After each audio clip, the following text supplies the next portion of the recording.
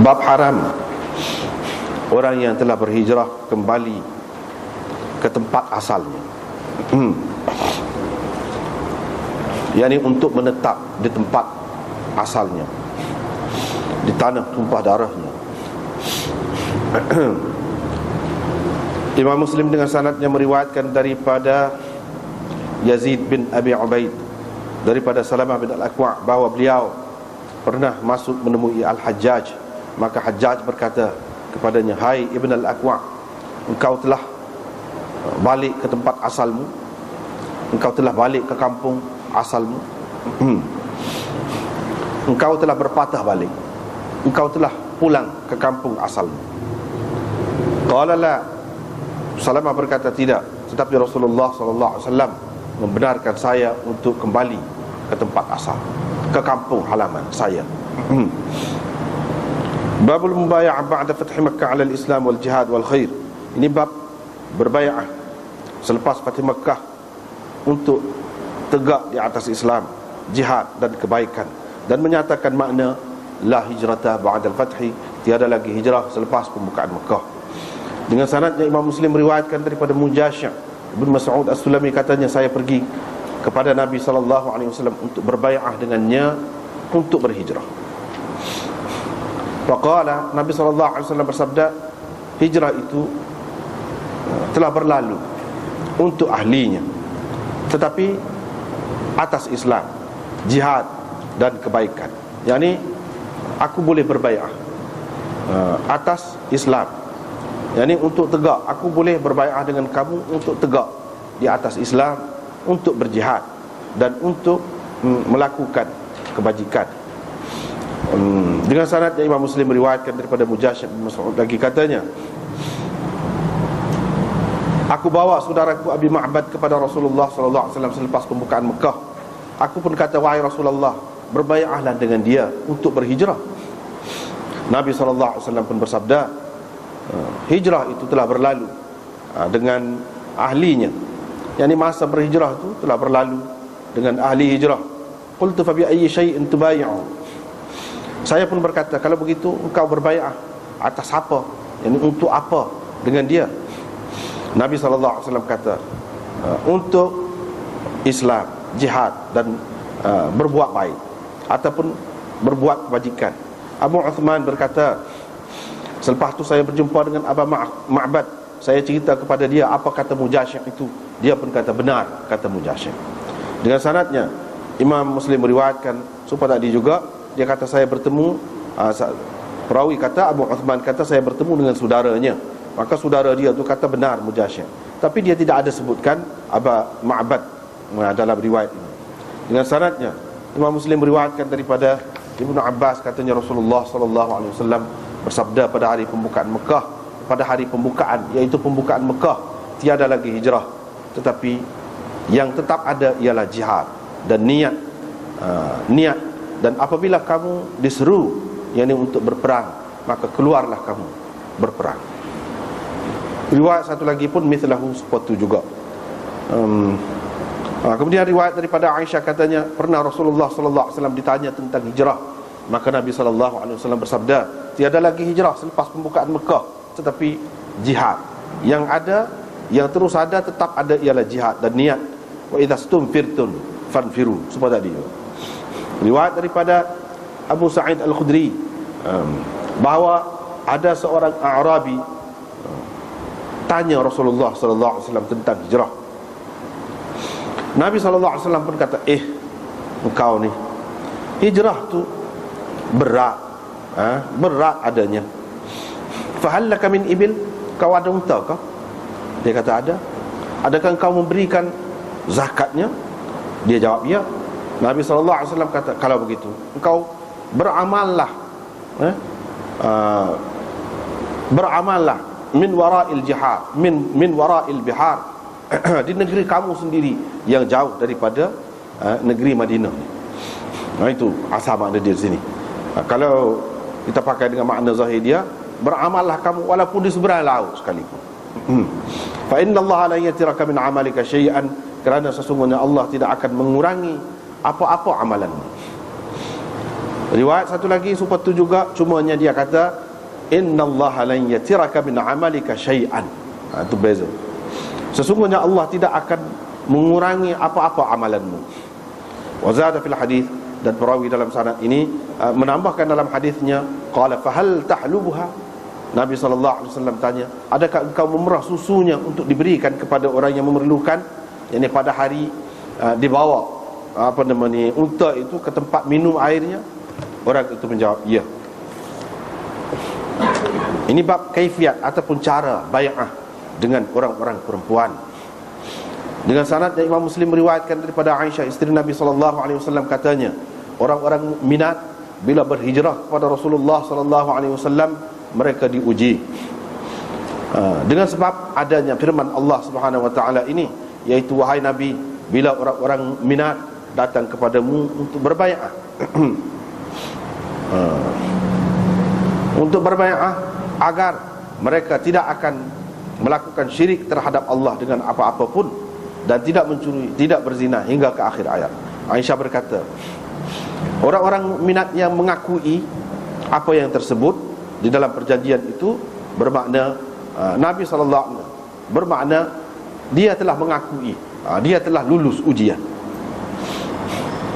Wa kana Rasulullah SAW, Rasulullah SAW bila mereka mengaku menerima dengan kata-kata mereka apa yang disebutkan oleh Allah dalam ayat tadi, Nabi SAW berkata kepada mereka, pergilah kamu, sesungguhnya aku telah pun berbai'ah dengan kamu. Tidak, demi Allah, tangan Rasulullah SAW tidak pernah menyentuh sama sekali tangan mana-mana perempuan. Cuma annahu yubayi'uhunna bil kalam. Nabi SAW berbai'ah dengan mereka dengan perkataan, dengan ucapan sahaja. Aisyah berkata, demi Allah, Rasulullah SAW tidak memegang orang perempuan, tidak memegang sama sekali orang perempuan, illa bima amarahullah, kecuali apa yang Allah perintahkannya. Wa ma massat, yakni tidak memegang di sini maknanya tidak mengambil apa-apa perjanjian dengan perempuan. Itu situ lebih itu dah. Bukan makna tidak memegang ni akhadha tu tidak ambil tu, bukan gitu dah. Maknanya Nabi SAW tidak membuat perjanjian dengan sama sekali dengan orang perempuan, kecuali mengikut apa yang Allah perintahkannya. Yang ini yang tersebut dalam ayat tadi. Dan tangan Rasulullah SAW tidak pernah menyentuh tangan mana-mana perempuan sama sekali. Wa kana yaqulu lahunna, Nabi SAW berkata kepada mereka bila dia telah berbai'ah dengan mereka, bila dia telah selesai berbai'ah dengan mereka, qad bay'atukunna, aku telah berbai'ah dengan kamu, yakni dengan ucapan begitu, kalaman, dengan ucapan dengan perkataan gitu. Riwayat daripada Aisyah lagi, dia menceritakan kepada perawi di bawahnya, yakni Urwah, tentang bai'ah orang-orang perempuan. Katanya Rasulullah SAW tidak pernah menyentuh dengan tangannya mana-mana perempuan, kecuali Nabi SAW membuat mengambil perjanjian dengan mereka ataupun berbai'ah dengan mereka. Bila dia telah berbai'ah dengan perempuan, fa'atathu, perempuan itu pun menerimanya, a'tathu, memberikan pengakuannya bahawa dia terima. Qala, Nabi SAW pun kata, idhabi, pergilah, faqad bay'atuki, aku telah pun berbai'ah, selesai dah bai'ah aku denganmu. Ini bai'ah untuk sam'i wa ta'ah fi mastata'a, bai'ah untuk dengar, untuk taat dan patuh fi mastata'a, sejauh yang mampu. Riwayat daripada Abdullah bin Umar, beliau berkata, kami berbai'ah dengan Rasulullah SAW untuk taat dan patuh. Nabi SAW pun berkata kepada kami, fi mastata'tu, yakni kamu tambah dalam perkara yang saya mampu, dalam perkara yang saya mampu, ataupun dia kata fi mastata'ta, dalam perkara yang engkau mampu, yakni sejauh kemampuan engkau, setakat yang engkau mampu. Riwayat daripada ini bab lain bro. Ini bab menyatakan umur baligh dengan sanad yang Imam Muslim meriwayatkan daripada Ibnu Umar, katanya Rasulullah SAW memeriksa saya pada hari Uhud untuk berperang. Pada ketika itu umur saya 14 tahun. Kerenanya Nabi SAW tidak membenarkan saya. Dan pada hari Khandaq Nabi SAW memeriksa saya. Ketika itu umur saya 15 tahun. Dia pun membenarkan saya. Qala Nafi' berkata, saya pun selepas itulah, lama selepas itu, pergi berjumpa dengan Umar bin Abdul Aziz. Pada ketika itu dia menjadi khalifah. Saya ceritakan kepadanya hadis ini. Dia pun kata, ini betul-betul adalah had di antara budak dan orang yang baligh, orang yang sudah besar.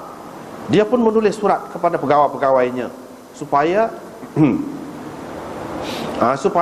memberikan kepada orang yang berumur 15 tahun, memberikan harta ghanimah ke apa ke ketentuan lah.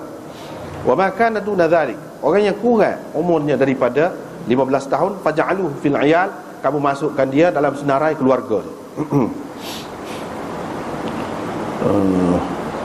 Pasal lagi tu pun begitu juga. Cumanya beza sikit.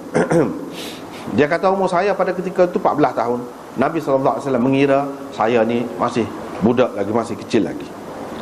Bab larangan dibawakan mushaf ke bumi orang-orang kafir apabila dibimbangi mushaf itu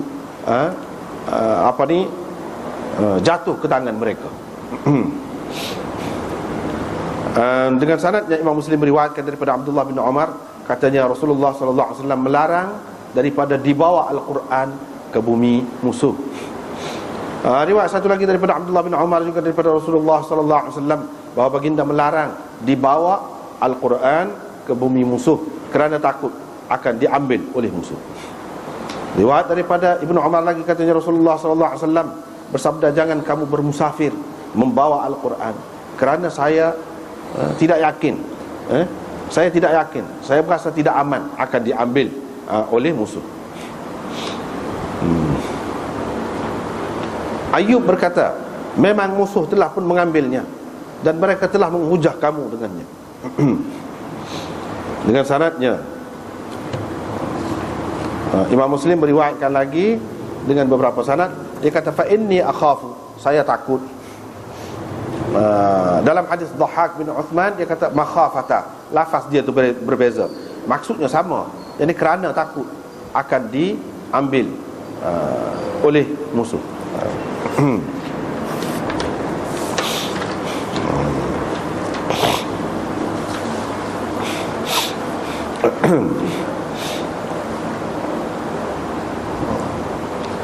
Ini bab haram orang yang telah berhijrah balik untuk menetap di tempat asalnya. Itu makna istitani wa tari, balik untuk menetap di tempat asalnya, ini di tanah tumpah darahnya ataupun di kampung halamannya. Maknanya orang yang berhijrah, telah berhijrah, dia tak boleh balik ke tempat asal dia. Hak mana hak berhijrah misalnya daripada Mekah pergi ke Madinah tu, walaupun Mekah tu ditakluk, dikuasai kemudiannya, tapi dia tak boleh klik, tak boleh duduk di Mekah. Kena duduk di Madinah. Kena duduk di Madinah juga, ataupun kalau nak pergi ke lain pun ke lain lah. Tempat asal dia tu tak boleh. Gitu.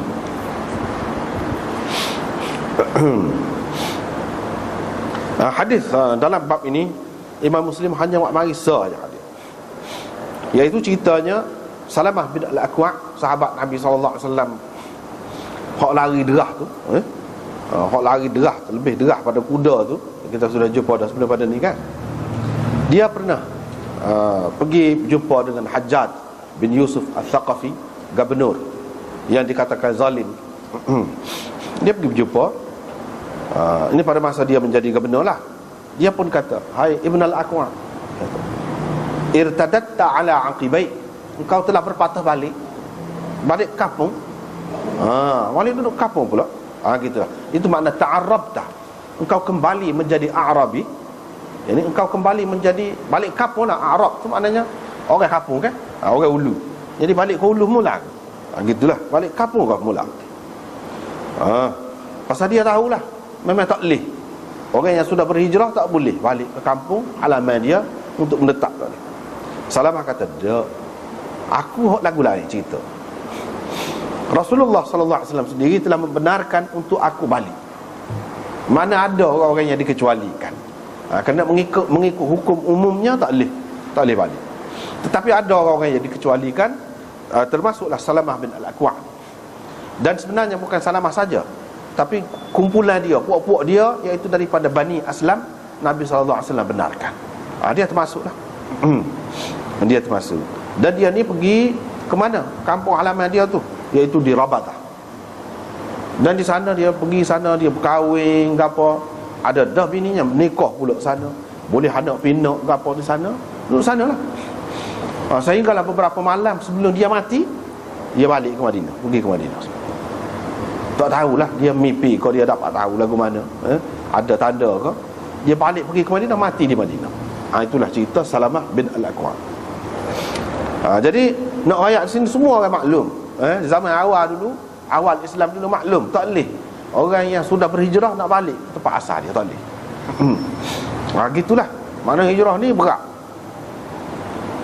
Memang istimewa tu apa tak berat lah. Mula-mula ketika tinggal negeri tu pun berat dah tu. Lepas tu setelah negeri ni boleh balik, tak boleh kelik juga. Takut apa? Takut jadi kurang, jadi kuasa boleh balik tempat asal. Balik tempat asal ni memang manusia ni kan dia suka. Tanah tumpah darah dia tu, manusia ni memang rindu kepada tanah tumpah darah dia. Jadi boleh jadi kurang. Tak sibui kurang tu lah. Nak tahu dia ni maknanya sebagai muhajir. Sebagai muhajir. Dan Nabi SAW sendiri pun kan tak sih duduk Mekah, mati Mekah pun tak sih. Bahkan sahabat-sahabat anggap kurang lah kalau mati Mekah ni orang-orang muhajir. Dan ini sebagai satu hukuman secara tidak langsung kepada penduduk Mekah. Mana-mana Islam kemudian tu kan, pada Fatih Makkah tu, kesal lah. Ini semua buat tay kita. Kalau tidak kan jadi mulia kita. Sejarah Islam ni naik sabit kita. Ini peringatan lah kepada orang-orang kemudian. Jangan gitulah. Jangan gitulah. Kalau kita ada hak berguna, hak berjenis, anak buah kita hak berjenis, jangan siapa dia lari daripada tempat kita, daripada tempat sendiri.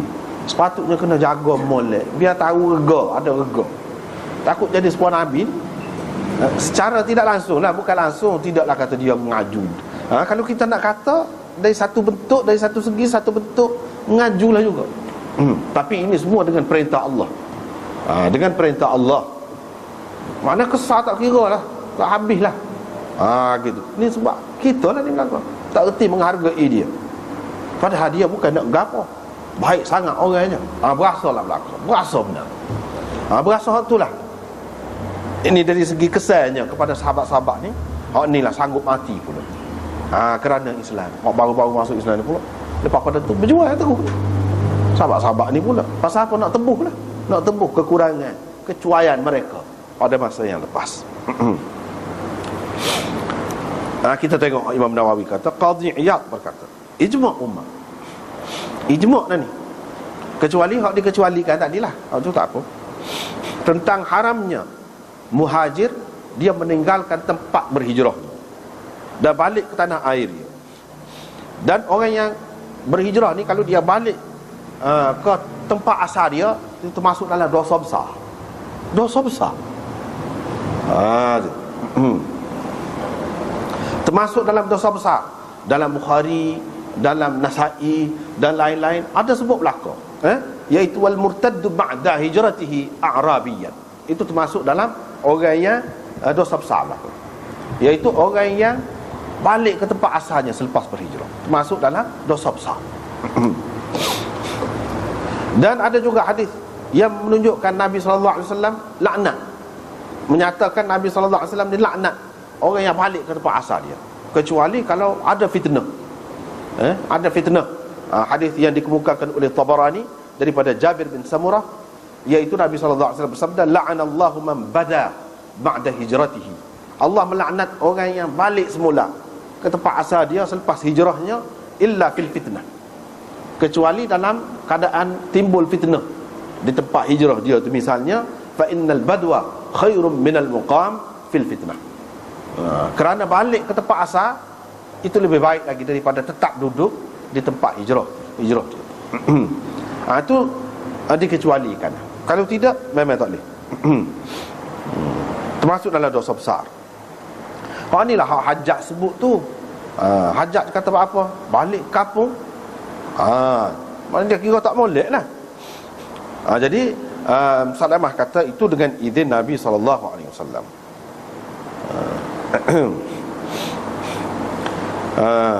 Ataupun ni hak khilaf pula lah. Khilaf pula. Tak apa, tu kita akan jumpa akan datang.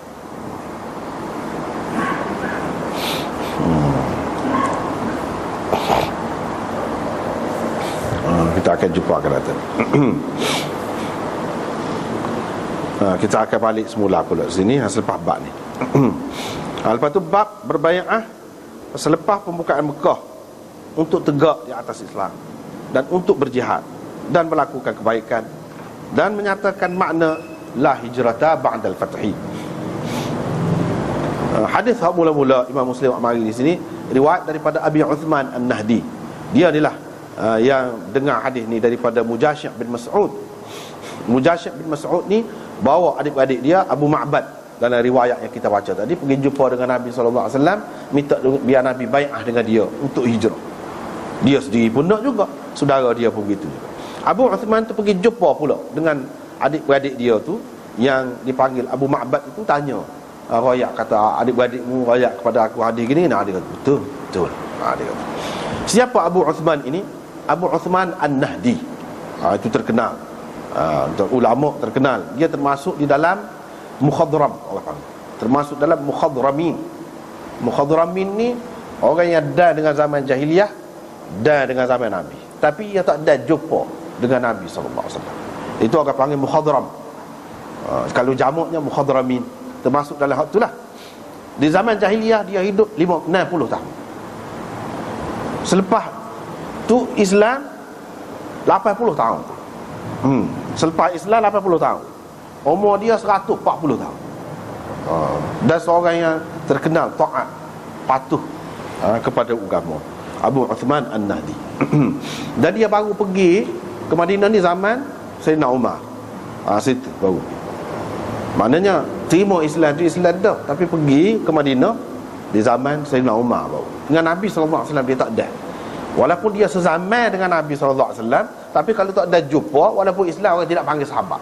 Itulah tabi'in mukhadram, Allah panggil tabi'in mukhadram. Dia kata apa? Aku pergi berjumpa dengan Nabi SAW, nak bai'ah dengan dia lah untuk berhijrah. Nabi SAW kata, berlalu dah masa hijrah tu, boleh kepada orang-orang yang berhijrah lah. Jadi demo tu, gia demo tu, boleh ke demo tu? Tak ada dah, bukan masa dia lah ni. Habis. Nak ayatnya hak mana-mana tak ada tu kan kesal, bukan main lah.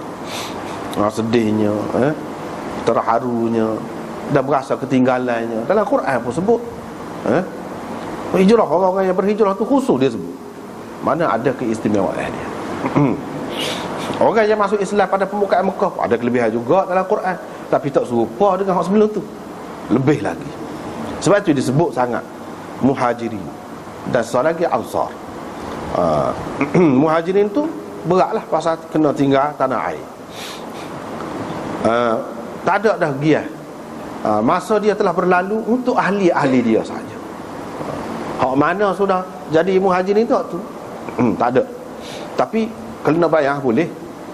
Bayar Islam dah ni, mengucap dah bayar ni suku pula. Padahal bila kita Islam kan, kita kena jaga Islam, kena buat kebajikan, kena jihad, kena gapalah mana perlu tu.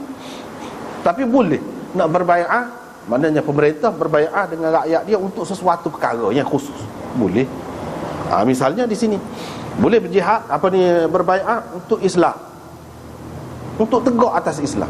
Bai'ah pula, berjanji pula. Padahal berjanji dah dengan Allah SWT, berjanji pula dengan Rasul. Maknanya di sini lebih kuatlah. Dah berjihad wal khair dan untuk buat kebajikan. Hak tu boleh nak bayar, hak tu boleh. Nak bayar hijrah tak boleh. Sebab apa? Tidak ada keperluan dah untuk hijrah. Tidak ada cabaran dah. Tidak ada.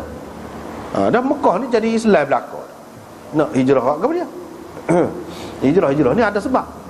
Nak tinggal awak ke dia? Dulu awak tinggal tu pasal susah duduk di Mekah ni. Kena ganggu, kena buat nyaya kepada orang-orang kafir Mekah tu. Patutlah hijrah.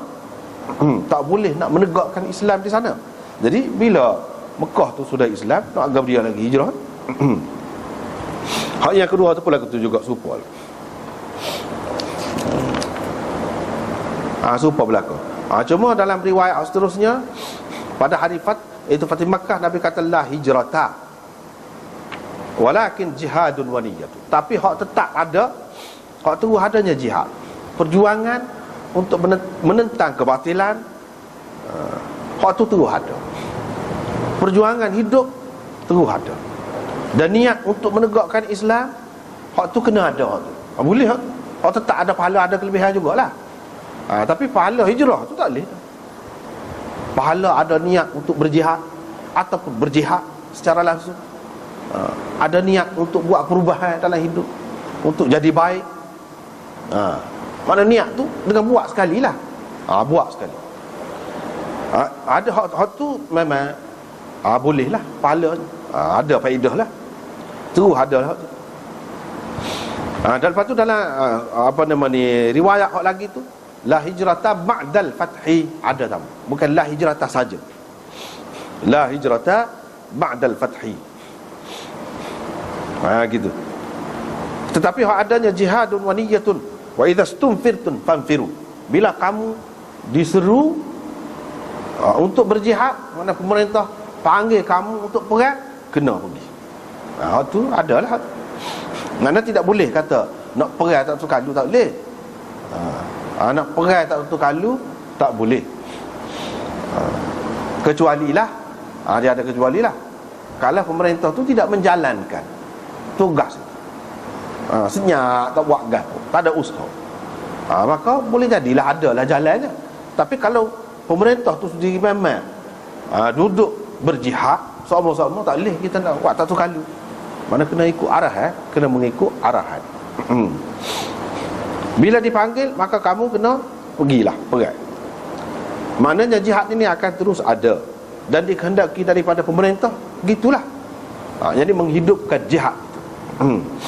Iyalah, kalau kita tak boleh, mana mengikut pemerintah, tak boleh nak berjihad, dia tak sampai masa dia lagi banyak lagi kekurangan kita, kelemahan kita, kita kena buat dalam bentuk lain.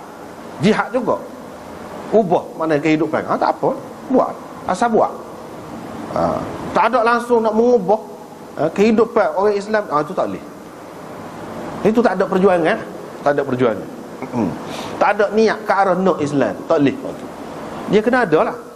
Jihad dari segi ekonomi ke, jihad dari segi nak suruh maju, dari segi pendidikan kau tidak ketinggalan, kau biar sama naik kita dengan orang-orang kafir, kalau boleh lebih lagi. Dari segi pendidikan, situ dulu. Nak baiki keadaan ni tidak boleh mudah. Perang selalu tak padan senjata kita yang ada dengan kita. Misalnya kita kata pemimpin kata begitu, dan dia buat, mana boleh buat tu buat, tak apa, buat, boleh lah. Kita kena turut lah, ikut lah. Betul lah tu, waktu betul. Tapi nak kata jihad ni tak ada, berhenti dah dia, tak boleh. Tidak pernah ada. Mana ulama-ulama yang betul, warasatul anbiya daripada dulu sampai sekarang ni, tidak pernah ada orang kata jihad ni sudah berhenti, mansuh dah ke hukum dia. Tak ada. Kalau ada, sebuah Qadiani tu lah. Ada lah orang tu, tak pakai tu tidak Islam, dia tak kira tu.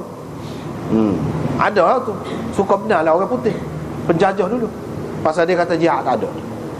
Jihad ni dengan lidah gitu, dengan pen gitu jihad. Jadi jihad menggunakan senjata ni tak ada. Ada lagu tu, tapi tidak, hak tu tidak diakui, bahkan tidak diakui Islam pun. Tak kira lah tu. Kalau ulama Islam dalam kitab mana-mana pun tengok serupa ya.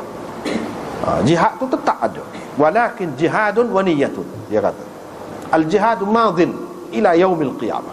Nabi kata dah, jihad ni akan terus ada sampai kiamat. Kalau orang Islam tu betul, dia kena ada. Mana tahap masing-masing lah, mengikut kemampuan masing-masing, kena ada. Perjuangan tak ada, tak boleh. Perjuangan tu maksudnya perjuangan untuk Islam, bukan perjuangan untuk hidup, saya sok boleh menikah, ada rumah, ada kereta, senang, ada tanah, ada kebun. Waktu tu bukan. Waktu tu biasa aja, bukan perjuangan waktu tu. Kadang-kadang dalam masyarakat kita waktu tu jadi perjuangan. Jak kecek lagi. Budak-budak ngaji sekolah tu ajar dah ni. Ni maksudnya. Apabila tak boleh makan kaji, lemah semangat belaka. Itulah jadinya, akibatnya. Sebab tu dia tak boleh tuju hak tu. Boleh tak apa, bukan dilarang, tak apa. Maksud tu tak boleh. Dia kena ada fikir bangsa, ada fikir umat, ada fikir agama, hak tu untuk menaikkan umat kita, bangsa kita, agama kita. Ada niat hak tu. Kalau mengajar, cara mengajar. Ni nak suruh ni budak-budak ni pandang. Bukan dengan cara menyesatkan budak-budak tu, mencelarukan fikiran dia tu. Jadi matlamat hidup tu jadi bertukar. Tidak lagu tu. Itu bukan perjuangan. Perjuangan nak kait dengan Islam. Sehingga apabila dia besar, kalau orang Islam susah, dia berasa sedih. Ada perasaan tu. Ada berasa tak jengah tidur. Kalau saudara kita di mana-mana diganggu, kita nak tolong lagu mana cara? Nak ada. Nak wilahi generasi lagu. Bukan generasi hak tak cara.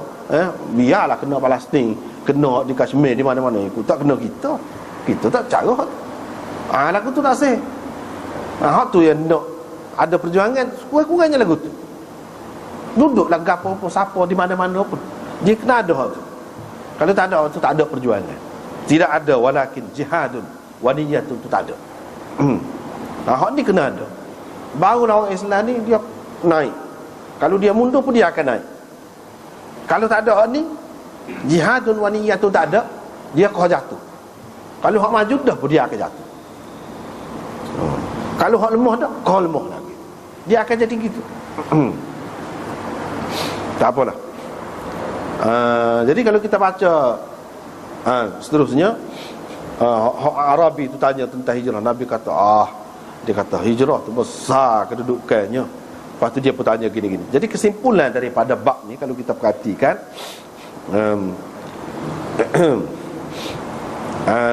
dalam syarah Imam Nawawi ni, dia kata qala ashabuna wa ghairuhum minal ulama. Ashab kita, ulama-ulama dalam mazhab Syafi'i dan ulama-ulama lain mengatakan hijrah daripada daril harbi ila daril Islam, daripada negeri kafir, negeri yang perang dengan orang Islam, ke negeri Islam, baqiyatun, akan terus ada sampai kiamat. Akan terus ada. Wa ta'awwalu hadzal hadis ta'wilain. Mereka takwil hadis ini dengan dua takwilan. Jadi tak ada hijrah ni mana kalau tempat lain. Kalau tak ada hijrah ni maksudnya mana tempat lain, kalau negeri lain.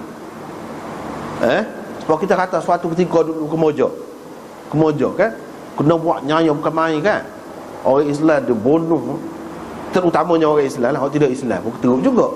Moga dia nak tukar sistem tu. Tak apalah, orang Islam teruk kan kena.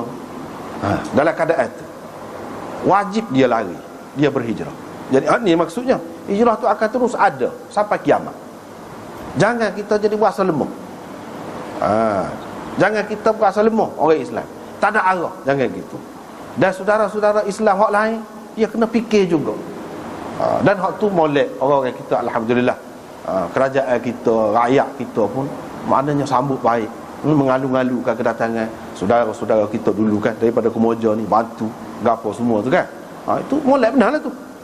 Hak buat tu cara Islam. Hak tu lah hak naknya, bagi perlindungan kepada mereka tu.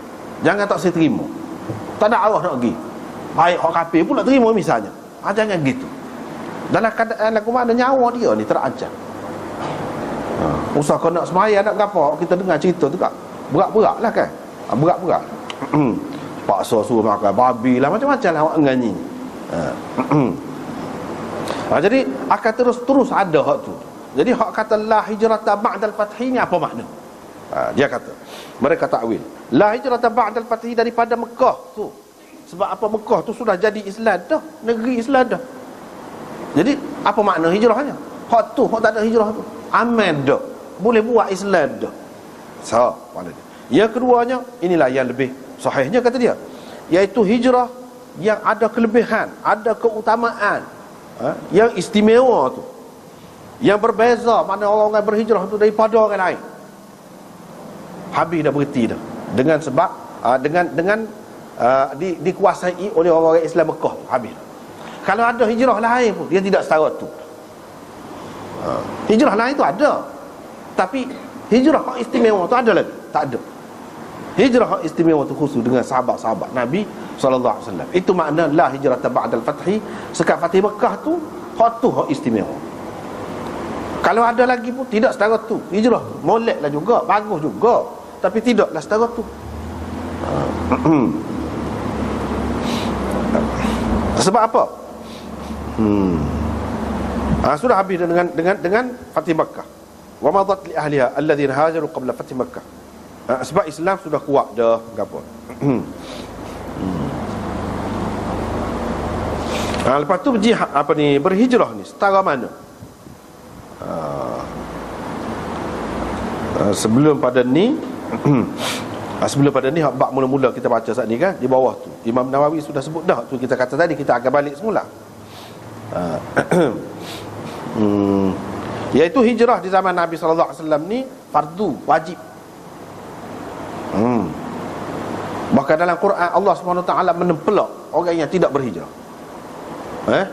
Dia kata fima kuntum qalu kunna mustad'afina fil ard qalu alam takun ardullahi wasi'ah fatuhajiru fiha.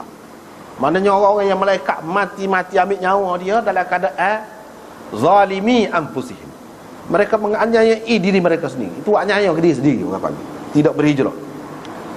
Bila mati malaikat tanya dengan menempelak dia. Marah dia. Dia kata fima kuntum, lagu mana hidup dulu? Puak-puak tu kata kunna mustad'afina fil ard.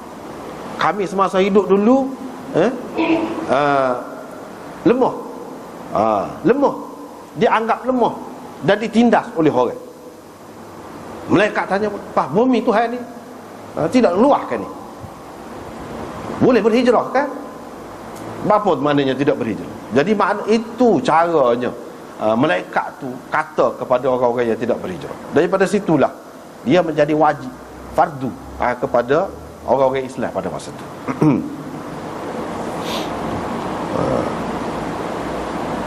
Apa yang jadi wajib tu? Sebab kalau orang Islam pakat tak pergi, siapa dia nak bela Nabi tu sana? Terhaklah bilangan dia. Sedangkan dalam keadaan terancam negara Islam pada ketika tu, perlu ada kepada pembela, pendukung dia yang kuat untuk menolong Nabi SAW. Kalau perang ke apa, lagu mana? Ada begitu juga perintah Allah SWT turunkan kepada Nabi dalam bentuk yang sempurna, yang lengkap, semua sekali nak dilaksanakan dalam kehidupan. Tidak seperti semasa di Mekah. Kalau suruh semayang pun nusuk-nusuk gitu, nak masjid secara terbuka, itu tak boleh. Dan banyak lagi hukum hakam yang lain tak turun lagi semasa di Mekah. Tapi di Madinah, siapa dia yang nak buat, yang nak melaksanakan, nak menghidupkan perintah Allah Subhanahu Taala tu? Kalau tidak, pakat tak segi, pakat takut pula. Kalau pergi sana berat nah, terancam jadi orang sekeliling ni nak terkai. Dengan sebab itu jadi wajib. Bila Mekah tu dikuasai dan Islam jadi kuat, orang kafir jadi hina, gugurlah fardu hijrah. Gugurlah fardu hijrah. Di situlah Nabi SAW bersabda, la hijrata ba'dal fathi, la hijrata ba'dal fathi, wa qala madat al hijrah li ahliha. Tadi tak ada dah tu. Qadhi Iyad berkata, ulama tidak khilaf tentang wajib hijrah kepada penduduk Mekah di zaman Nabi SAW sebelum Fatih Mekah. Tetapi kalau orang lain selain daripada penduduk Mekah, hak tu ijma' kah? Dak. Khilaf. Zaman Nabi lah, zaman Nabi sebelum pembukaan Mekah cerita. Khilaf. Ada yang mengatakan tidak wajib kepada hak selain daripada penduduk Mekah, bahkan sunat. Bukan wajib, sunat. Ini disebutkan oleh Abu Ubaid dalam Kitabul Amwal. Sebab apa? Sebab Nabi SAW rumbungan hak mari jumpa dengan dia kan. Hak mari jumpa dengan dia sebelum daripada Fatih Mekah lagi, dia suruh klik. Dia klik. Belajar dengan Rasulullah beberapa perkara, balik royak kepada kaum dia. Nabi SAW tidak kata kena mari berlaku. Tak, tidak lagu tu kan. Itu jelas dalam sejarah. Sebelum pembukaan Mekah lagi. Kalau dah wajib, semua orang tu kena pergi, maka Nabi tentu suruh dah demo ni. Ada juga ulama yang mengatakan iaitu wajib kepada orang yang mana penduduk negeri dia tu hak ramanya, majoritinya tidak Islam, dan dia akan jadi terhalang untuk nak buat Islam. Hak tu jadi wajib, walaupun hak bukan penduduk Mekah. Wajib. Tapi kalau dia tu puak-puak dia ramai Islam, ada juga macam di Bahrain, apa nama ni, ramai hak memeluk agama Islam pada ketika tu. Nabi SAW tak suruh pergi. Sebab apa? Dia boleh menegakkan Islam sana. Sehingga pembesar dia pun masuk Islam. Jadi nak ke dia? Ini menunjukkan bahawa hak tidak di Mekah, kalau dia tu tidak perlu pergi, maka tak wajib atas dia. Tapi kalau perlu tu lah ke mana? Yang ni dia tidak boleh nak melaksanakan Islam dengan bebas. Itu makna dia kena pergilah, wajiblah atas dia tu berhijrah. Adapun hak Mekah tu memang tempat yang paling teruk sekali lah kepada orang-orang Islamnya. Sebab apa? Mereka akan diseksa, dibuat nyaya macam-macam lah oleh penduduk Mekah. Dengan sebab itu jadi wajib. Selain daripada tu, mereka ni kan yang lebih tahu tentang bagaimana Nabi SAW tu dianiaya, diseksa. Jadi mereka ni kalau nak kira hak lebih bersemangat, hak lebih tahu, hak lebih merasa daripada orang lain. Nabi SAW seperti mana biasa kan, dia banyaklah kalau kita tengok dalam hadis ni, kalau ayah mati pergi perang sana, dia hantar anak pula. Sebab apa? Anak ni dia akan berasa, ayah kita mati sana, habis ring berjual tu. Jadi maknanya memang kerana Allah, tapi dari segi psikologinya, manusia ni dia kena lagu tu baru kuat, baru sepenuh hati. Kalau berkait dengan ayah, dengan keluarga, baru dia sepenuh hati. Nabi SAW acak kali, bukan seorang dua, dia buat lagu. Serupa juga ni. Apa yang penduduk Mekah ni kuat? Sebab dia tu tahu setara mana jahat penduduk Mekah. Dan yang nak peracur negara Islam di Madinah tu siapa? Buat tu lah. Jadi demon ni lah hak itu sengotinya, hak akan berasa sengotinya, dan hak akan sanggup mati. Orang tak ada nak buat benda tak molek, dia gitu mau nanggung. Ni orang lari dah, hambat lagi, maknanya gitulah kira-kiranya. Tak apalah. Lepas pada tu di dalam bab tadi dia sebut wa idza stumfirtum fanfiru, dia kata, bila kamu diseru untuk berperang, maka kamu keluarlah. Yani imam keluar, meminta kamu untuk keluar berjihad. Fakhruju, kata dia. Ini dalil bahawa jihad itu bukan fardu ain, kata dia. Imam Nawawi kata ini dalil bahawa jihad itu bukan fardu ain. Sebab apa? Nabi SAW kata idzastum firtum fanfiru. Bila kamu diajak, diseru untuk perang, barulah kamu pergi. Sebelum pada tu tak. Menunjukkan bahawa jihad ini bukan fardu ain, tetapi fardu kifayah. Ulama faham gitulah. Jadi bila ada orang sudah buat benda tu, maka lepaslah hak lain-lain. Tapi kalau semua tinggal, asimu kulluhum, semuanya berdosa. Itulah kata dia. Qala ashabuna, ulama-ulama dalam mazhab kita, kata Imam Nawawi, kata jihad hari ini fardu kifayah. Mana selepas Nabi fardu kifayah, kecuali, kata dia, kalau mana-mana negara umat Islam ini dicerobohi oleh orang-orang kafir, maka hak duduk situ menjadi fardu ain kepada mereka, mempertahankan negeri dia, mempertahankan negara dia, mempertahankan orang Islam. Hak duduk situ. Jadi fardu ain kepada mereka. Baik, kalau tak cukup penduduk hak negeri itu nak menghadapi musuh, tak cukup, hak sekeliling dia, hak dekat dengan dia, jadi fardu ain pun. Hak dekat dengan dia tu tak cukup dah, hak jauh sikit. Begitulah seterusnya. Sehingga kalau tak cukup, seluruh dunia orang Islam kena pergi tolong. Itu dia, bangsa dia ataupun umat dia tu kena pergi tolong. Begitulah yang disebutkan oleh dia ni. Fa illam yakun fi ahli dzalikal balad kifayah, wajaba ala man yalihim tatmimul kifayah. Begitulah seterusnya. Adapun zaman Nabi SAW, mengikut ulama-ulama dalam mazhab Syafi'i, mereka kata fardu kifayah juga. Kecuali ada, bukan semualah, setengah-setengah tu termasuk dalam fardu ain. Fardu ain itu pun ke atas hak wajib lah. Misalnya orang perempuan, orang yang sakit, hak tu tidak. Yang kedua, pendapat yang kedua, iaitu fardu ain. Hak zaman Nabi sallallahu alaihi wasallam dulu. Orang-orang yang mengatakan fardu kifayah, dia kata zaman Nabi tu atas semua pergi pergi sana sini, semua pergi ke? Tak pergi kan? Setengah saja pergi. Mana kiranya sudah. Itulah menunjukkan fardu kifayah, bukan fardu ain. Tetapi orang-orang kata tak fardu ain. Dia tak pergi pun sana, dia pergi ke lain. Dia bukan tak pergi semua, tak. Adalah ketika dia tak pergi, lepas tu dia pergi pula. Gitu keadaan di zaman awal dulu. Bukan kata bila pergi satu tempat saja pergi, tidak. Sebab tu kalau kita tengok dalam sejarah Islam kan, rata tu. Kita kata dia pergi belakang, utara, selatan, timur, barat, pergi belakang. Pejuang-pejuang Islam dulu. Jadi sehingga Islam sampai hari ni lah.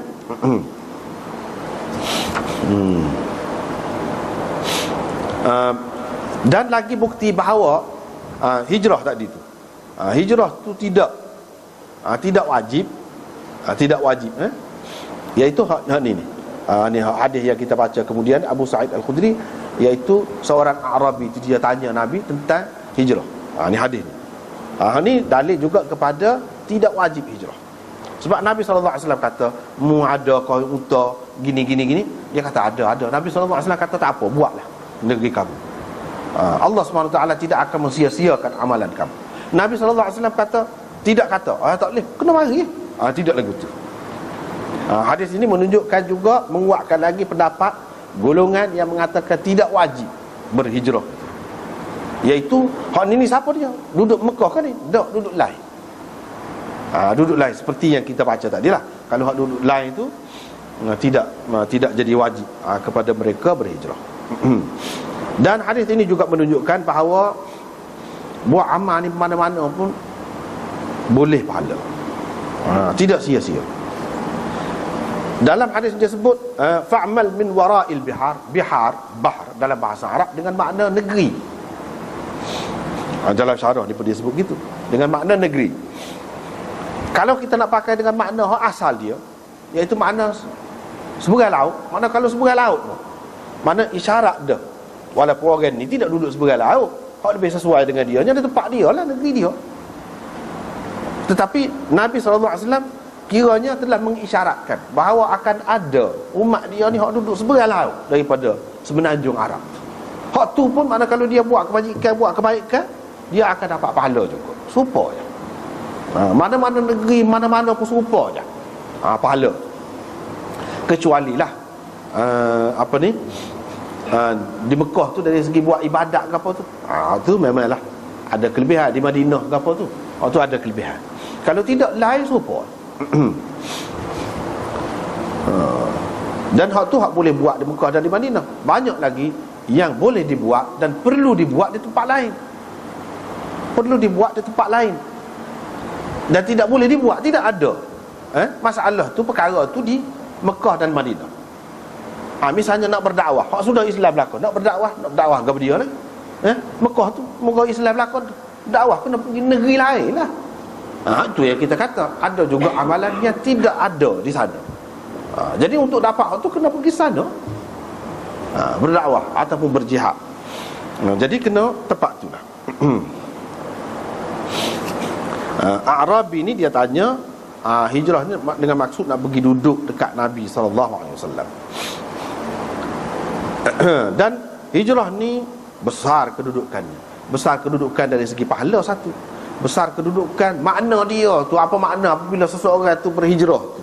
Dia kena buat gapo besar. Dia bukan kecil-kecil main-main tau.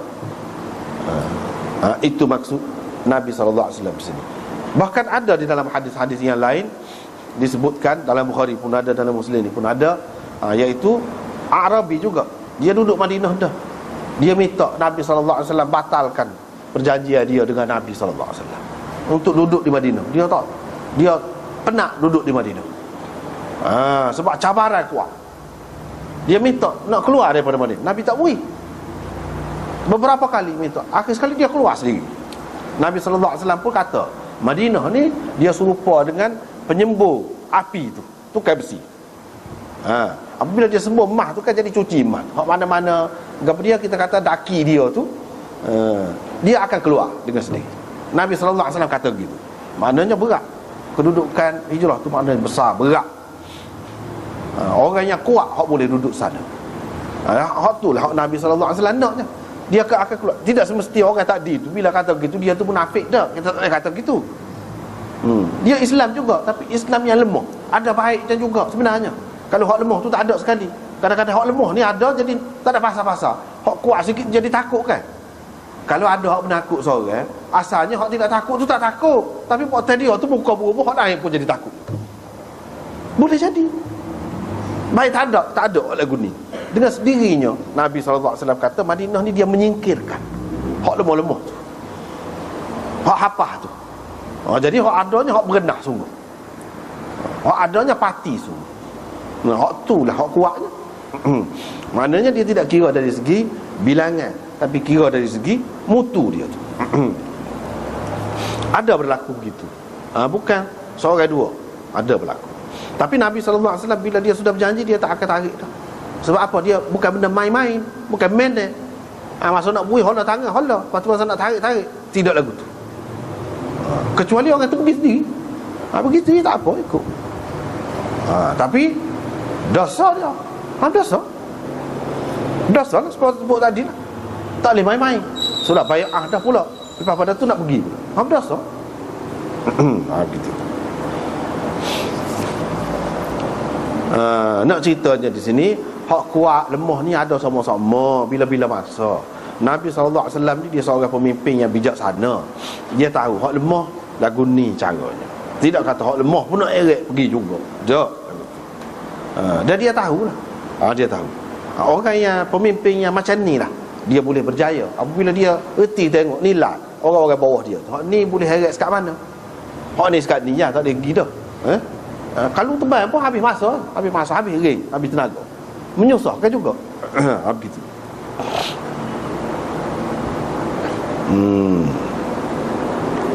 Itu maksudnya. Lepas tu babu kaifiyati kaifiyati bai'atin nisa. Kaifiyat berbai'ah dengan orang perempuan. Jadi hak mana bai'ah tu bai'ah. Orang perempuan tidak bai'ah tu. Bai'ah juga. Lagu mana cara bai'ah orang perempuan dengan Nabi sallallahu alaihi wasallam? Aisyah menceritakan di sini, orang-orang mukminat bila berhijrah kepada Rasulullah akan diuji dulu. Sebab dalam perjanjian dengan orang kafirnya, orang kafir kan, kafir Mekah, dia kata kalau orang-orang kami, orang Mekah ni, penduduk Mekah ni pergi kepada kamu, kamu kena hantar balik. Kena hantar balik tu, tu khilaf ulama. Perjanjian tu hak lagu mana? Ada yang mengatakan hak hantar balik tu orang lelaki saja, orang perempuan tidak. Ada yang mengatakan hak perempuan pun termasuk juga dalam perjanjian itu, cuma perempuan kafir. Kalau Islam tak, tidak kena hantar balik. Dalam perjanjian itu disebutkan lelaki. Dengan sebab itu Nabi SAW tak hantar yang perempuan ni. Tetapi pendapat itu kalau kita perhati kepada ujian ni, Nabi SAW membuat ujian dulu. Ini menunjukkan bahawa tidak semua perempuan yang dipegang oleh Nabi SAW duduk di Madinah tu tak. Maknanya hak kafir dia hantar balik. Kalau hak Islam, sebab itu dia sebut idza ja'akal mu'minat yubay'naka. Mana dia sebut mukminat. Mana hak orang mukmin ini tidak kena hantar balik. Kalau tak hantar balik pun tak apa. Buat kafir tu tak boleh kata. Sebab dalam perjanjian tak ada sebut lagu tu. Hak ada sebutnya orang lelaki. Itu pentingnya, maknanya kerja diplomat. Orang kata diplomat mana kena perhati molek tu perjanjian tu. Dia sebut lagu mana. Sebut lelaki saja. Lelaki tu umum. Islam kau tidak Islam kau hantar balik. Jadi hikmah Nabi SAW nya, dia terima lagu tu. Bila hak Islam hantar balik, tak apa, dia akan buat kerja tempat dia. Kau senang kita bagus. Kita nak masuk tak boleh. Hak sana buat kerja. Hak kafir, moleklah hak kafir tu hantar balik. Kalau duduk tempat kita dia mengganggu. Dia boleh jadi pengintip dan sebagainya. Jadi tak ada kebaikan. Tapi hak perempuan, kalau balik semula hak Islam dia kena buat nyaya. Kalau orang lelaki pun Nabi SAW kata wajib kena berhijrah, perempuan lebih-lebih lagi lah. Teruk benarlah perempuan tu kena buat nyayang. Dengan sebab itulah perempuan ni oleh kerana tidak masuk dalam perjanjian tu, Nabi SAW boleh pegang. Buat-buat dia tak boleh kata apa. Tapi Nabi uji dulu, betul ke tidak ni. Takut-takut macam-macam kan. Dia bila musuh ada banyak kan, dia boleh jadi pengintip ke. Mari dalam rupa perempuan, boleh jadi. Jadi nak tengok. Bila tengok tu buat ujian ni, kata gini-gini, bila akui tak apa, boleh duduk. Itu pun bila-bila tengok lah. Bila-bila tengok. Sebab apa? Selalu kita berjumpa kan pengintip bagi pihak orang kafir tu ada sama lagu tu pun. Dia kata apabila mengaku maka luluslah dia. Bila dia terima tu, terima. Jadi Nabi SAW tak akan hantar balik perempuan-perempuan mukminat ni ke Mekah. Tapi kalau lelaki walaupun Islam hantar balik. Kecuali dia nak juga, tak boleh, tak saya duduk di Mekah, dia lari gilai lah, adalah waktu tu. Adalah lagu tu. Waktu Abu Jandal, Abu Basir apa tu, dia lari bergilai. Nak pergi Madinah tak boleh. Nak pergi Madinah tak boleh. Di sini Aisyah kata Nabi SAW bai'ah juga dengan orang perempuan, tapi dia tak pegang tangan. Tidak seperti lelaki, kalau bai'ah dia salah. Dia salah lah kita kata. Dia pegang tangan. Perempuan tidak gitu. Nabi SAW bai'ah dengan ucapan saja, dengan perkataan saja. Aisyah kata tidak pernah tangan dia tu pegang tangan perempuan. Mana-mana perempuan tak pernah.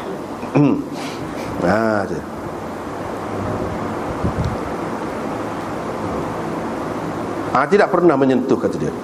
Lepas tu sekarang ni ada kan Yusuf Qardawi, Syekh Yusuf Qardawi, dia kata boleh salah orang lelaki dengan perempuan. Itu pendapat dia, pendapat dia. Tapi kalau nak kira hak kemahnya, walaupun dia hak mari bukti hak mari itu tidak salah tu.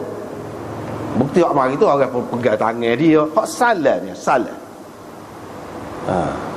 Hak tidak kemah mana? Tidak kemah mana? Dalam bentuk bai'ah kau, dalam bentuk salah gitu kan, menjadi satu tradisi lah kita kata. Tak ada. Tetapi pendapat dia tu ada baiknya juga. Di tempat-tempat, di setengah-setengah tempat. Apalagi kalau tengok mazhab Hanafi ke apa ke, dia tidak membatalkan wuduk ke apa, tak ada apa. Lepas pada tu setengah-setengah tempat ni kan, dia pelik. Bukan dia pelik kalau kita tidak salah. Mana kita macam menghina dia lah, tidak menghargai dia, tidak memuliakan dia. Gitu. Dia tak ada berasa gapo pun. Dan tidak timbul fitnah. Tidak akan kata tu Islam tu jamuh orang perempuan. Tak ada timbul lagu. Dalam keadaan lagu tu, mungkin dia akan kata orang Islam ni sombong, orang Islam ni hagah, orang Islam ni besar diri. Kau dia kata kita ni najis, kau gapo pula. Timbul macam-macam di satu pihak yang lain. Maka dalam keadaan tu, ada baiknya juga. Pendapat dia tu ada kebenarannya juga. Tetapi dalam masyarakat Islam, sudah Islam dia tak perlulah bawa tu. Tak perlu bawa tu. Molek dah. Allah ke molek, Allah kau tidak tu, kau molek waktu tu. Hak ni kita kata dalam keadaan tu. Dalam keadaan tu boleh jadi, boleh lah pakai hak tu. Tapi tidak semestinya juga, tak mesti juga. Kalau nak pakai pun boleh. Mana berdasarkan suasana. Tapi kalau nak mari bukti jelas Nabi SAW salah, tu tak ada, tak jelas. Cuma Nabi SAW kalau orang perempuan apa pegang dia apa, dia biarlah. Tidak kata letak gitu selalu. Tidaklah gitu. Dia tahu orang ni maknanya sayang ke dia ni. Orang dalam keadaan takut misalnya mari dekat kita, takkan kita nak tolak dia. Dalam keadaan takut lah kita kata, mari dekat kita, biarlah. Bukannya ada nafsu gapo pun. Gitu. Kenapa mana keadaan orang tu. Jangan kira hukum semata. Hukum tu pun dia banyak ni dalam keadaan ni. Sebab tu Nabi SAW sini keadaan biasa, dia tak pegang tangan. Tapi orang pegang, adakah dia tak? Tak pula. Mana dia tengok suasana, keadaan. Tengok keadaan. Supaya juga kalau kita orang tua nak salat pun tak sih. Padahal dia nak salat tu nak berlapik kain. Kena jaga juga tu. Jadi tak apa salah pun. Lah gila. Jangan ada fitnah. Hak tu je bendanya. Jangan ada fitnah. Hak tua-tua orang apa tu buat apa? Setengah-setengah sebab kita. Kalau kita tak salah, dia kata Allah kita gitu mana. Pula. Ni lebih kurang semua negeri orang kafir lah juga. Mana dia anggap kita tu tak molek pula. Kalau kita tak sambung. Jadi anak saleh sana pun dengan pelapik kain lepah misalnya kita kata. Begitu. Ini dia cerita Rasulullah tak pernah kalau bai'ah tak pernah. Lagu tu je paling-paling. Ada dia kata gitu, kalaman, kata qad bay'atukunna kalaman. Qad bay'atukunna. Dia kata aku bai'ahlah dengan kamu. Dia kata dengan perkataan dia, tidak dengan tangan. Mana Aisyah tahulah. Mana Nabi SAW tak pernah pegang. Apa kata Imam Nawawi? Baik kita tengok. Fihi, dalam hadis ini apa pengajarannya? Iaitu bai'ah dengan orang-orang perempuan ini bil kalam, dengan tidak pegang tangan. Itu cara bai'ah dengan orang-orang perempuan. Betul, begitulah. Kalau ada dalam Islam ni ajar, adalah dia kata dia ajar cara Islam, kena tarekat, kena gini-gini, dah kena salat. Tak betul. Tak ada dalam Islam. Kalau ajar secara khusus lagu tu, dalam gelap pula, lagilah. Tak ada lagu tu. Dalam hadis ini juga ada pengajaran, iaitu bai'ah rijal dengan tangan. Kalau lelaki bai'ah dengan tangan, sekali dengan ucapan. Sekali dengan ucapan. Hadis ini juga menunjukkan bahawa kalam ajnabiyah yubahu sama'uhu 'inda al-hajah wa anna sawtaha laysa bi'aurah. Perbualan percakapan perempuan asing kita dengar, boleh, harus kita dengar bila perlu, tak ada apa. Dan suara dia tu tidak aurat. Sebab ada juga orang kata suara perempuan semua aurat. Nyepakah hak tu. Ini berlaku kepada anak sendirilah. Bila kita akak telefon tu dia letaklah. Pasal apa dia perempuan, kita lelaki. Kita lelaki tak boleh dengar. Itulah akibatnya. Akibat tak reti. Cuba kalau mengaji. Tak apa. Nabi SAW dengar. Bukan Nabi saja, sahabat-sahabat pun. Lagu tu juga lelaki perempuan dia dengar. So, tak ada apa. Tidak aurat. Ada orang kata aurat. Tak betul tu. Tak betul. Kebanyakan ulama tidak aurat. Ni dalil dia. Ngaji Quran. Ngaji Quran apa? Tidak aurat. Boleh ngaji Quran. Orang lelaki dengar, tak apa.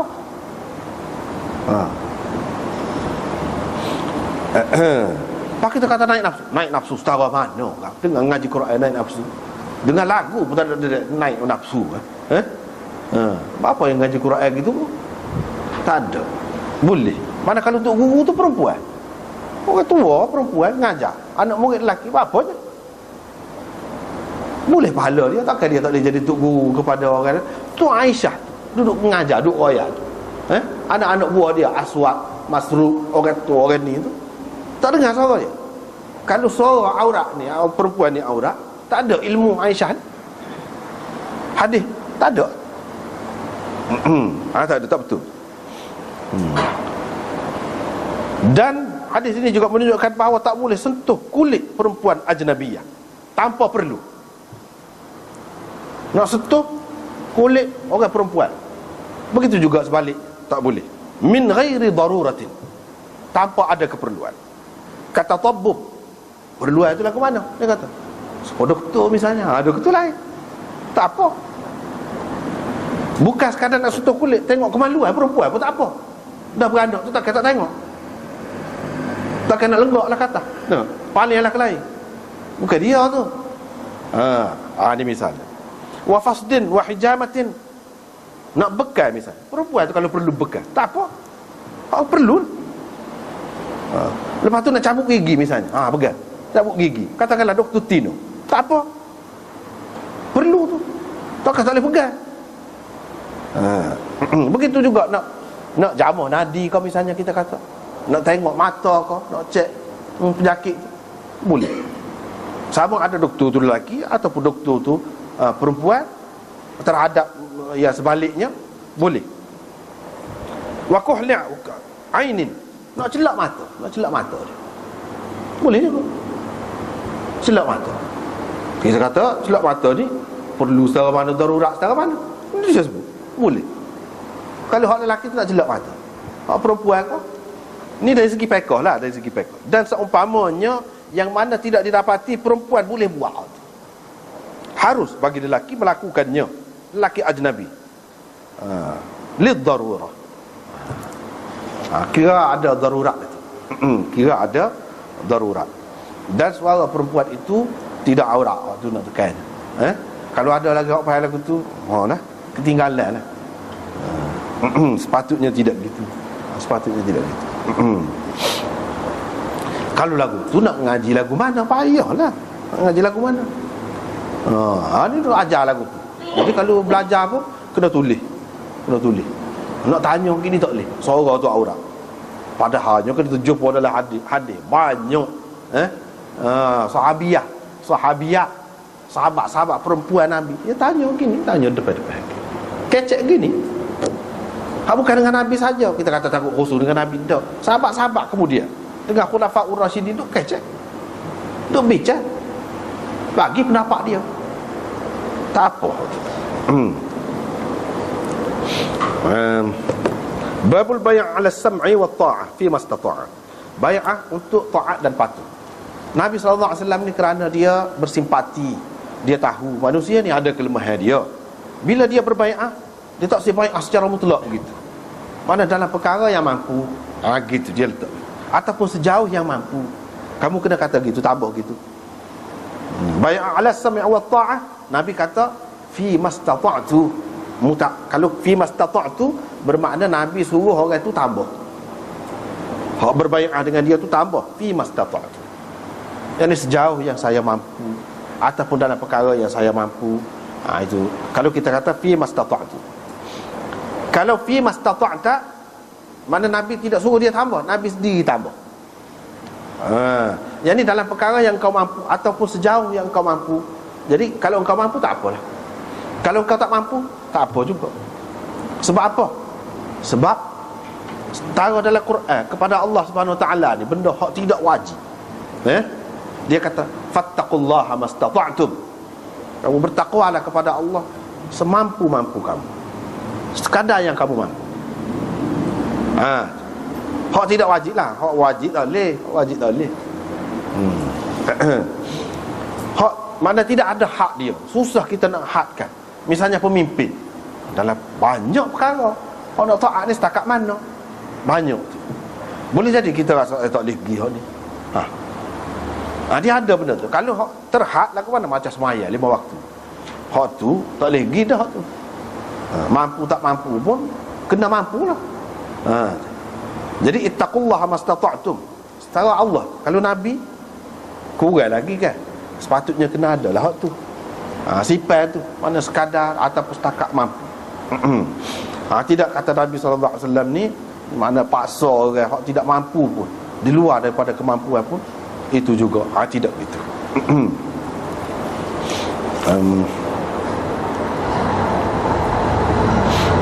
Kemudian sinnul bulugh. Sinnul bulugh, umur balik ni. Umur berapa balik?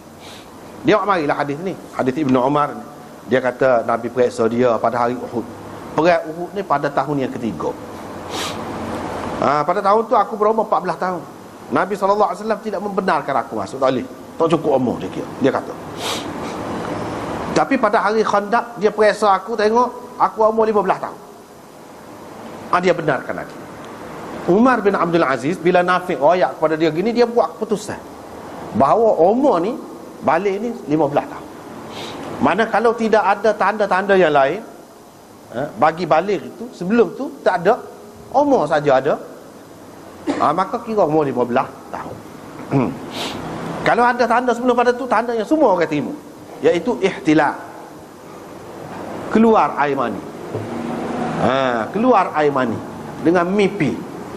Hak tu semua orang terima, mazhab mana pun terima. Dia baliklah walaupun tak sampai umur lagi. Kalau perempuan, walaupun tak cukup 15 tahun, semua terima belakang. Tapi kalau tidak ada hak sana, maka kira umur ni. Umar bin Abdul Aziz dia kira di atas dasar ni lah, atas dasar ni. Dan ni Imam Nawawi sebut ini pendapat Syafi'i, Auza'i, Ibnu Wahab, Ahmad wa ghairuhum, lain-lain lagi. Abu Yusuf, Imam Muhammad dan ramai lagi, tak lain-lain. Pendapat kata lagu ni lah 15 tahun. Lelaki perempuan pun 15 tahun. Jadi segala kewajipan sebagai mukallaf tu dikenakan bermula daripada 15 tahun. Sekiranya tidak ada alamat-alamat lain ada. Sekiranya tidak ada alamat lain. Kalau ada alamat lain, daripada tanda tu lah, alamat tu lah. Misalnya mari kotor kau, kita kata orang perempuan umur 13 tahun. Kira 13 tahun, daripada 13 tahun lah. Mana wajib semayang, gapo gotu-goni tu, situ. Kalau tidak 15 tahun. Ini pendapat Demon ni. Puak-puak Zahiri, Daud Zahiri kata tidak ada hak, kata dia. Bagi umur balik, tidak kata 15 tahun. Maknanya dia balik. Tak, kata dia. 15 tahun pun kalau dia tu nampak tak cerdik lagi. Dan tidak ada ihtilaf. Tidak ada ihtilaf. 18 tahun, tak balik lagi. Tapi kalau ada ihtilaf, tidak cukup umur 15 tahun, mau balik. Dia kata tak ada hak ni. Bukan kata ni 15 tahun. Tak. Dia tak terima lagi. Imam Abu Hanifah, Imam Malik dalam setengah satu pendapat dia, dia kata umur berapa? 18 tahun balik. 18 tahun. Ada pendapat juga mengatakan 19 tahun balik. Maknanya kalau tidak ada alamat-alamat tadilah, maka kira 18 tahun. Dalam bab jinayah, hak moleknya dipakai hak tu. Dipakai hak tu. Tetapi dalam bab ibadat, molek pakai hak 15 tahun tu. Ada juga pendapat gitu. Kita pun kata gitu, molek gitu. Tapi dalam bab jinayah, misalnya curi, kena kerak tangan, umur 15 tahun. Tak cerdik lagi. Tapi oleh kerana dia, lepas pada tu dia ni ihtilaf dah. Umur 13 tahun, 12 tahun. Jadi nak kena kerak tangan juga apa? Lucu. Imam Abu Hanifah tak terima. Dalam kes-kes jinayah, dak 18 tahun. Baru mata atau 19 tahun. Bawah pada tu dak. Bawah pada tu dak. Sekadar semaya dengan hubungan dia dengan Allah Subhanahu Wa Taala, ya kalau nak diterima. Itu pun tidak muktamad juga bagi dia. Hak muktamadnya 18 tahun sebab dia kira tu cerdik masa tu. Sebelum pada tu dak. Misalnya kalau berzina, kalau apa, ada kena sebab 100 hotel, umur 13 tahun. Hotel dia mari kotor, umur 11 tahun. Tak kira lagu tu, dia tak sidi. Tetapi mengikut hak terima ni, dia akan terima, dia berlaku lagu tu. Begitu. Itu satu perkara. Perkara yang keduanya, tentang ketentuan ni, Khandaq ni, peperangan Khandaq ni berlaku pada tahun yang keberapa?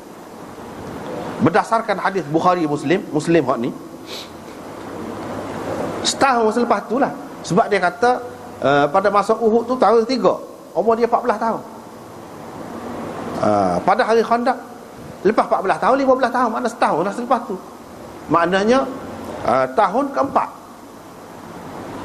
Ini mengikut Imam Bukhari, mengikut Musa bin Uqbah, dan ulama-ulama hadis pakai hak tu. Imam Nawawi pun ada sebut ni. Dia ada sebut wa fihi dalilun, dalam hadis ni ada dalil bahawa Khandaq itu berlaku pada tahun yang keempat Hijrah. Inilah yang betul, kata dia. Imam Nawawi kata, inilah yang betul. Inilah juga pendapat Musa bin Uqbah, iaitu imam dalam sirah. Wa qala jama'atun min ahli siyar wat tawarikh. Dia kata sekumpulan ahli sirah dan ahli sejarah, dia kata tahun yang kelima. Dia tak sebut ni siapa. Antara yang kata lagu ni Ibnu Ishaq, tahun yang kelima. Dia. Kalau tahun yang kelima bukan umur 15 tahun Ibnu Umar, 16. Ni. Hak mana sekarang ni kita nak pakai? Hak Ibnu Ishaq ke? Dan orang lain hak serupa dengan dia, ataupun hak hadis. Hak ni Ibnu Umar sendiri cerita, dia nak masuk pergi perang tu. Dia nak masuk pergi perang. Dia kaya Khandaq itu selepas tu, setahun. Ketika dia umur 15 tahun. Hak ni hak sahih. Dalam keadaan ada hak sahih, tak boleh pakai hak tu. Tak boleh pakai hak tu. Ada benda tu dia sebalik. Ada benda. Apa genjok? Jadi tahun yang kelima tu buat apa? Tu cerita panjang lah tu. Biar dulu. Tahun yang kelima kata dia, wa hadzal hadis yarudduhu. Imam Nawawi kata, hadis ni menolak pendapat itu. Li'annahum ajma'u, kerana ulama ijma' bahawa Uhud pada tahun yang ketiga, bermakna Khandaq pada tahun 4. Gitulah, mudah je. Li'annahu ja'alha fi hadzal hadis ba'dahu bisanad. Sebab Ibn Umar letak setahun lepas pada tu Khandaq. Jadi ketika umur dia 15 tahun. Jelas. Dia ada beza lah pendapat ulama hadis ni dengan ahli sejarah ni. Kadang-kadang memang ada beza. Setengah-setengah tu serupa. Hak beza tu pada umumnya kita kena utamakan hak hadis. Hak ni pegangan kita. Hak sejarah tak boleh. Hak sejarah tak boleh. Kecuali kalau ulama-ulama hadis juga kata hak ni kuat. Itu lain. Kalau ulama-ulama hadis juga, pakar-pakar hadis juga kata hak sirah ni, hak sejarah ni betul. Hak hadis ni lagu lain ni tak tepat ni. Kecuali begitu. Kalau tidak, maka kaedah asasnya kita kena pakar hadis. Walaupun dalam bab sirah, walaupun dalam bab sejarah, kita tak boleh kata dalam bab sejarah, bab sirah kita kena pakar ahli dia. Tak boleh lagu. Silap, tak betul. Kalau lagu tu banyak perkara dah jadi bercelarunya. Jadi sekat itulah tuan-tuan. Wallahu a'lam.